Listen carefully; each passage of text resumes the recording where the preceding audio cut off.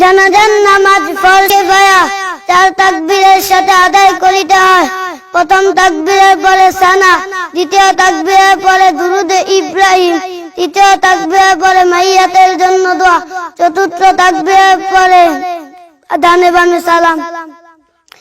জানাজার নামাজ শুরু হচ্ছে।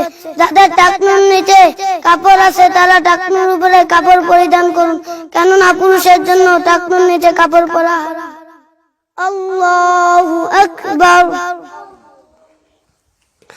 সুবহানাকাল্লাহুম্মা ওয়া বিহামদিকা ওয়া তাবারাকা ইসমুকা ওয়া তাআলা জাদ্দুকা ওয়া জাল্লা সানাউকা ওয়া লা ইলাহা গায়রুক।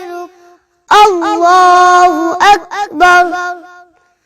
আল্লাহুম্মা সাল্লি আলা মুহাম্মাদিন ওয়া আলা আলি মুহাম্মাদ কামা সাল্লাইতা আলা ইব্রাহিম ওয়া আলা আলি ইব্রাহিম ইন্নাকা হামিদুম মাজিদ।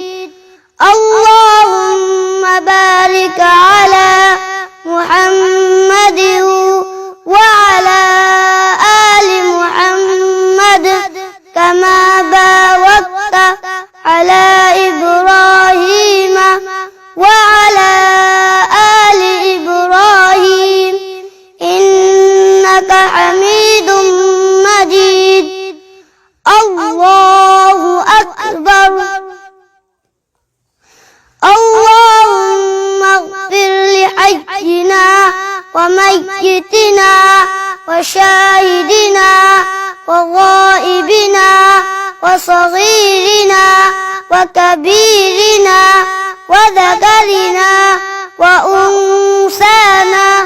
اللهم من أحييته منا فأحيه على الإسلام ومن توفيته منا فتوفه على الإيمان.